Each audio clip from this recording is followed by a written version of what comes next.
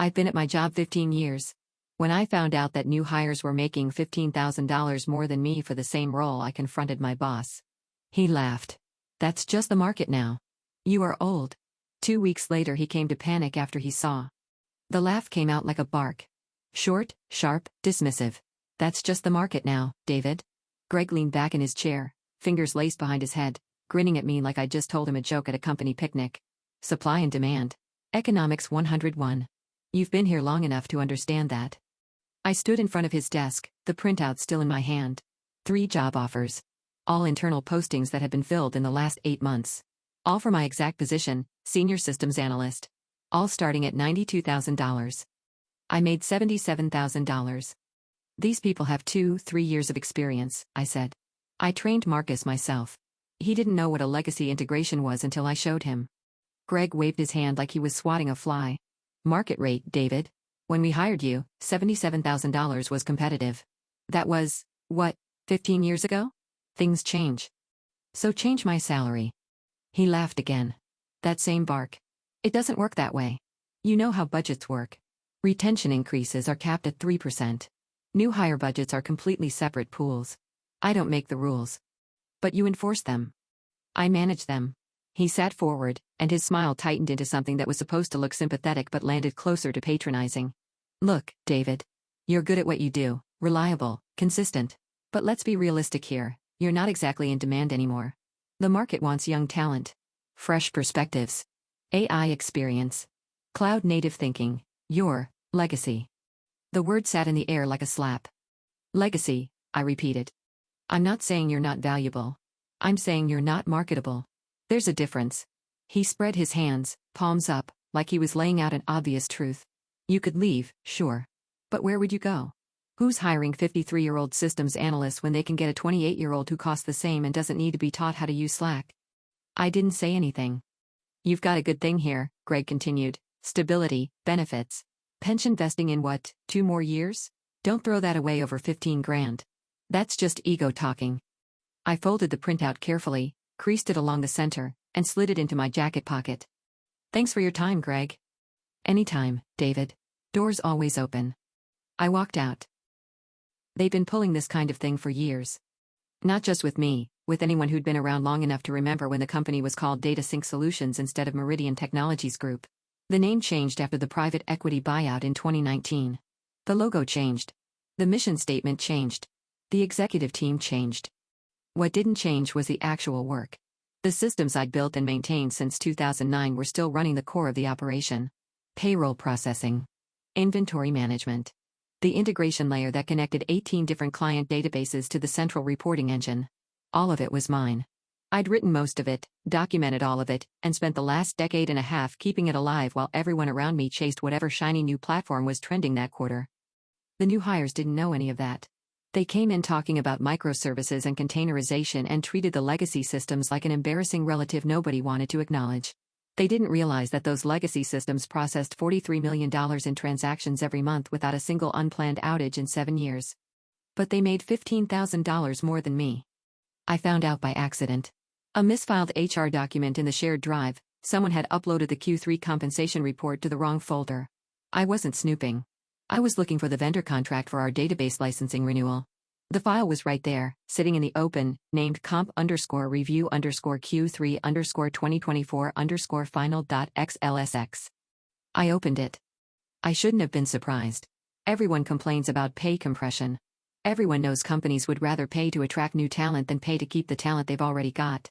But seeing it in black and white, Marcus Chen, hired February 2024, $94,000, Jennifer Walsh, hired September 2023, $91,500, David Brennan, hired January 2009, $77,000, hit different. Same job code. Same title. Same responsibilities. Different value, apparently. I'd asked Greg for a raise twice in the past 3 years. Both times I'd been told the budget wasn't there. Both times I'd gotten my standard 2.8% cost of living increase and a keep up the great work email. The conversation I'd just had in his office confirmed what I'd suspected. It wasn't that they couldn't pay me more. It was that they didn't think they had to. I went back to my desk and spent the rest of the afternoon doing exactly what I'd been doing for 15 years. Monitoring logs. Clearing error queues. Answering questions from the help desk about why a particular report wasn't generating correctly. Normal work. Routine work. At 5:15, I sent an email to my personal address with a single attachment, my updated resume. At 5:30, I logged out and went home. My wife, Ellen, was in the kitchen when I walked in. She looked up from the cutting board, read something in my face, and set down the knife. What happened? I talked to Greg about the salary thing. And? He laughed at me. Told me I was old and unmarketable and should be grateful they keep me around. Ellen's jaw tightened. We'd been married 26 years. She knew me well enough to know I wasn't exaggerating. What are you going to do? I'm going to get a new job. David. I'm not asking for permission. I sat down at the kitchen table. I know what everyone says. I know the market is tough. I know my age is a liability. But I also know what I'm worth, and it's more than what they're paying me. Ellen was quiet for a moment. Then she walked over, sat down across from me, and took my hand. Okay, she said. What do you need from me? Just time. I'll do this right. I'll do it quietly. But I'm done pretending Greg is ever going to do the right thing. Good. That night, I updated my LinkedIn profile for the first time in 8 years. I reached out to 3 former colleagues who'd left the company over the past few years. I rewrote my resume to emphasize the parts of my experience that still mattered: the integration work, the reliability metrics, the compliance certifications. I was careful to undersell the legacy aspects and focus on the outcomes. I wasn't going to beg anyone to hire me. But I also wasn't going to pretend I didn't know how to play the game. The first callback came 4 days later. It was a recruiter named Alicia who worked for a mid-sized consulting firm that specialized in healthcare IT. She'd seen my LinkedIn update and wanted to know if I was open to opportunities. Possibly, I said. Depends on the role. We have a client looking for someone with deep experience in legacy system integration. They're migrating off a mainframe environment and they need someone who actually understands how those systems work, not just someone who's read about it. I laughed. Those are rare these days. You have no idea. I've been trying to fill this position for 3 months. Everyone wants to hire people who can talk about modern architecture, but nobody wants to admit that most of their infrastructure is still running on code written in 2005. We talked for 45 minutes. She asked about my experience, my certifications, my timeline. I asked about the client, the scope of the project, the team structure. At the end of the call, she said, "I'm going to be honest with you, David. You're exactly what they're looking for. The only concern I might get from them is tenure. Meaning they'll wonder why I stayed at one company for 15 years. Exactly. Tell them the truth. I stayed because I was loyal and the work was steady. I'm leaving because they stopped valuing loyalty." Alicia paused. That's a good answer. I'll pass it along. 3 days later, I had a first-round interview scheduled. A week after that, a second round. 2 weeks after my conversation with Greg, I had a written offer in my inbox. The salary was $118,000. I read the number 3 times to make sure I wasn't misunderstanding. That was $41,000 more than my current salary. A 53% increase. The role was a 2-year contract with the option to convert to full-time. Healthcare benefits starting day 1. Remote work with occasional travel to the client site. A signing bonus of $5,000. I forwarded the offer to Ellen. She called me 7 minutes later.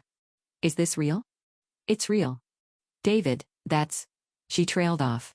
I could hear her breathing on the other end. That's more than we ever thought you'd make. I know. Are you going to take it? I'm going to think about it overnight. But yes. Probably yes. I didn't sleep much that night. Not because I was uncertain, I knew I was going to accept the offer, but because I was running through the logistics. How to resign. When to resign. What to say and what not to say. How much notice to give. Whether to try to negotiate with Greg one last time or just walk away clean. By 6 a.m., I'd made my decision. No negotiation. No games. Just a clean, professional exit. I typed up my resignation letter before breakfast. 2 paragraphs. Effective 2 weeks from today. No reasons given. No complaints. No explanations. I drove to work, printed the letter on my personal printer in my home office before I left so there'd be no record in the company system, and walked into Greg's office at 8:45 a.m. He was on the phone when I arrived. He held up one finger, "Give me a minute," and kept talking. I waited. When he finally hung up, he looked at me with mild annoyance. "What do you need, David?" "I've got a 9 o'clock. I handed him the envelope. "What's this?" "My resignation." His expression shifted. Not dramatically, Greg wasn't the type to show much, but there was a flicker of something behind his eyes. Surprise, maybe. Or confusion. "You're serious?" "Yes." He opened the envelope, skimmed the letter, and set it on his desk. Can I ask why? I received a better offer. From who? A consulting firm. I'll be doing integration work for healthcare clients. Greg leaned back in his chair. Same pose he'd taken 2 weeks ago when he laughed at me. But this time, the smile was absent. How much are they paying you? More than I make here. That's not an answer. It's the only one you're getting. He stared at me for a long moment. I could see him calculating, trying to figure out if this was a bluff, if I was fishing for a counteroffer, if there was some angle he wasn't seeing. David, he said carefully, I think we might have gotten off on the wrong foot the other day. I didn't mean to be dismissive. If it's about the money. It's not about the money. Then what is it about? I thought about telling him the truth. About explaining that it was about respect, about dignity, about being told I was obsolete while simultaneously being the only person who understood the systems that kept the company running. About watching younger employees get paid more for knowing less, and being told that was just the market. But what would be the point? It's about the opportunity, I said. This is a better opportunity for me. Greg was quiet. Then he picked up the letter again, like he might find something different written there if he looked harder. 2 weeks isn't much time, he said. It's standard notice. We'll need a transition plan, documentation, knowledge transfer. I've been documenting my work for 15 years. Everything's in the shared drive.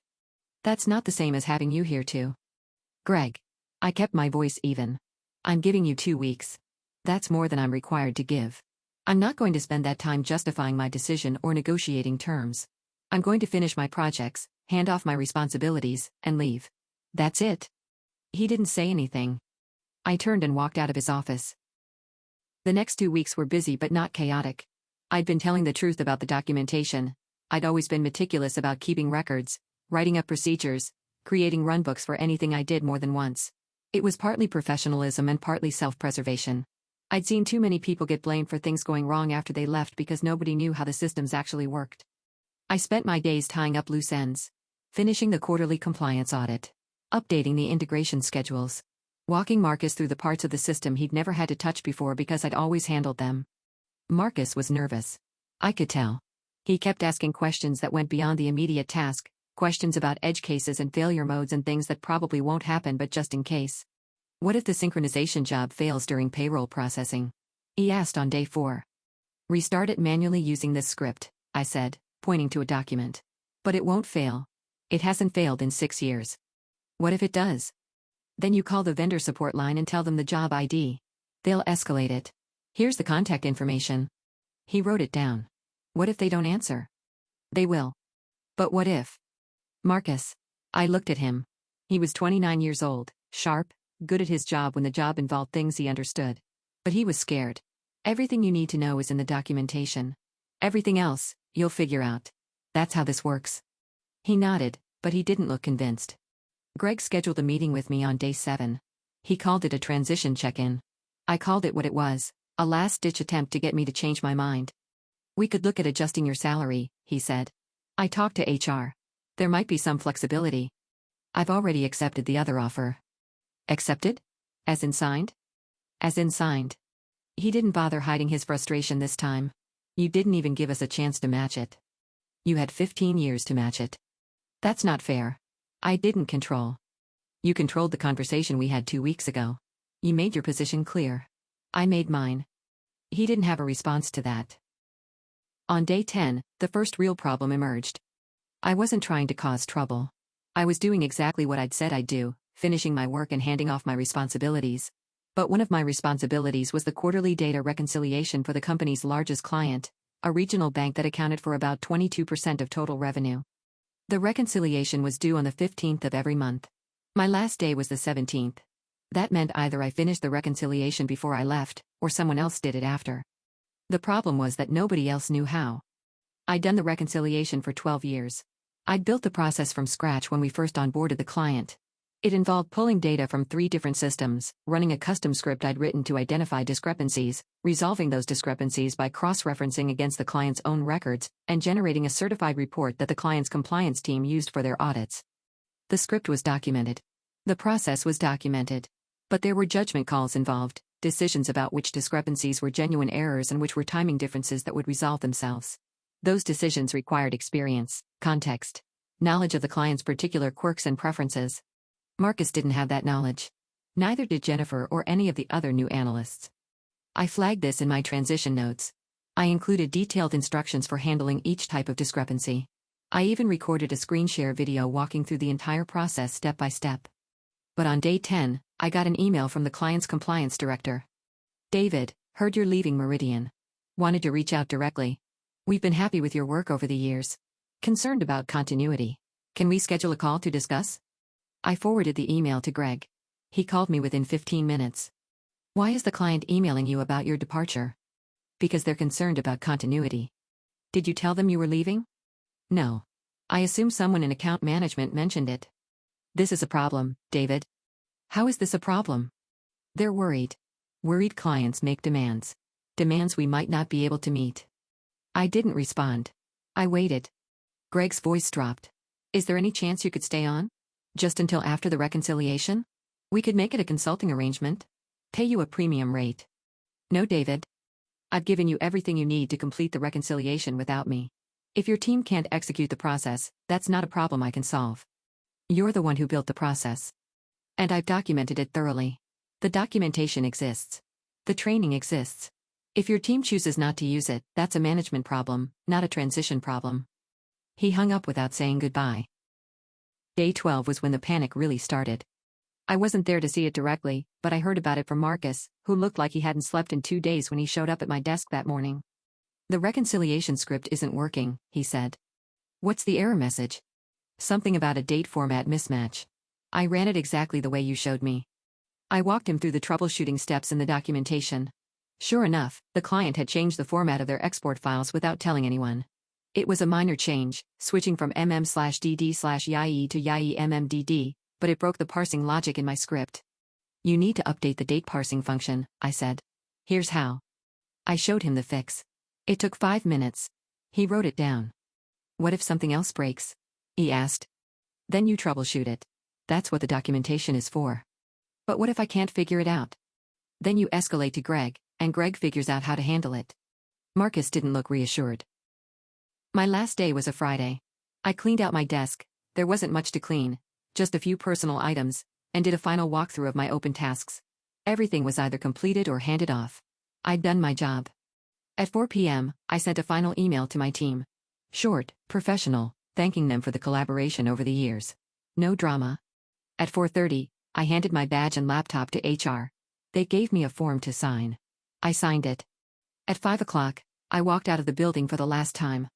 Ellen picked me up outside. She didn't say anything when I got in the car. She just reached over and squeezed my hand. How do you feel? She asked, as we pulled out of the parking lot. Free. The consulting job started the following Monday. It was different. Everything was different. The client was a large hospital system with infrastructure that made my old company's systems look modern. Mainframes running COBOL code from the 1980s. Databases that hadn't been properly indexed since the Clinton administration. Integration layers held together with what one of the senior engineers cheerfully described as digital duct tape and prayer. I loved it. Not because the work was glamorous, it wasn't, but because the people I worked with treated me like an asset, not an obligation. They asked my opinion. They listened when I explained why something worked the way it did. They didn't dismiss me because I knew about old systems. They valued me precisely because I knew about old systems that everyone else had forgotten. The pay was better. The respect was better. The work was harder, but that was fine. I'd never minded hard work. I minded being treated like I didn't matter. I didn't hear anything from Meridian for 2 weeks. I wasn't expecting to. I'd left cleanly. There was no reason for them to contact me. Then, on a Wednesday afternoon, I got a call from an unknown number. David? This is Greg. I was in my home office, reviewing documentation for an upcoming migration. I set down my pen. Greg. This is unexpected. I need to talk to you. It's urgent. About what? The reconciliation. I waited. There was a problem, he continued. His voice was tight. Controlled, but barely. The report we submitted to the bank had errors. Significant errors. They're threatening to pull the contract. What kind of errors? Discrepancies that were flagged as resolved, but weren't. The script, Marcus ran the script, but he didn't catch the issues that needed manual review. The report went out wrong. I let the silence sit for a moment. That sounds like a management problem. David. You have the documentation. You have the training materials. If your team failed to follow the process, that's not something I can help with. They followed the process. They just didn't know what to look for. The judgment calls, which is why I spent 2 weeks preparing them. Which is why I recorded a video walkthrough. Which is why I created a decision tree for handling discrepancies. It wasn't enough. Then your team wasn't ready to take over. That's a planning failure, Greg. Not a documentation failure. He was quiet. I could hear him breathing. We need you to come back, he said finally. Just for a few days. To help fix this. We'll pay you. Whatever you want. No, David. No. The client is talking about a lawsuit. They're saying we cost them their compliance certification. Do you understand what that means? They could pull the contract. 22% of our revenue, gone. That sounds serious. It is serious. And you're the only one who can fix it. I leaned back in my chair. Through the window, I could see Ellen in the backyard, doing something with the garden, normal, peaceful, completely separate from the chaos on the other end of this phone call. Greg, I said, 2 weeks ago, you told me I was old and unmarketable. You told me I should be grateful you kept me around. You laughed at me when I asked for fair compensation for my work. I was. You were honest. For the first time in years, you were completely honest with me about how you saw my value to the company. Now the market is giving you an honest assessment of what my absence costs. This isn't about. It's exactly about that. You treated 15 years of expertise like it was disposable. Now you're finding out it wasn't. We can discuss. There's nothing to discuss. I have a new job. I have new responsibilities. I have clients who value my work and colleagues who treat me with respect. I'm not going backward. David, please. Goodbye, Greg. I hung up. 2 days later, I got a LinkedIn notification. Marcus had updated his profile. His headline now read, Open to Work, Systems Analyst, Seeking New Opportunities. A week after that, I saw a news item in an industry newsletter. Meridian Technologies Group had lost their contract with First Regional Bank, their largest client. The article didn't give details, but it mentioned concerns about data quality and service continuity. 3 months later, I heard from one of my former colleagues that the company had laid off 40% of their technical staff. Greg wasn't among the layoffs, he'd left on his own, according to the rumor mill, ahead of what everyone expected would be a bigger restructuring. I didn't feel satisfied by any of this. Satisfaction wasn't the point. The point was that I'd been right, and I'd acted on being right, and I'd built a better situation for myself instead of waiting for someone else to do it for me. The consulting contract extended into year 2. Then it converted to a full-time position. My new employer offered me a salary of $126,000 plus benefits, plus a 10% annual bonus tied to project performance. I accepted. Ellen and I paid off the last of our mortgage that fall. We took a vacation to Portugal in November, our first international trip in 8 years. We came home, and I went back to work, and life continued. Sometimes I think about what would have happened if I'd stayed. If I'd swallowed the insult, accepted the unfairness, told myself that stability was worth more than dignity. I'd probably still be there, making $79,000 after my annual 2.8% increase, watching new hires make more than me and being told that's just the market. The market is a convenient excuse when it works in your favor. It becomes a crisis when it doesn't. Greg learned that lesson. Meridian learned it. I already knew. Last month, I got an email from a recruiter at a firm I'd never heard of. They were looking for someone to lead a major system modernization project. Legacy integration, data migration, the whole package. The kind of work I'd been doing for 30 years.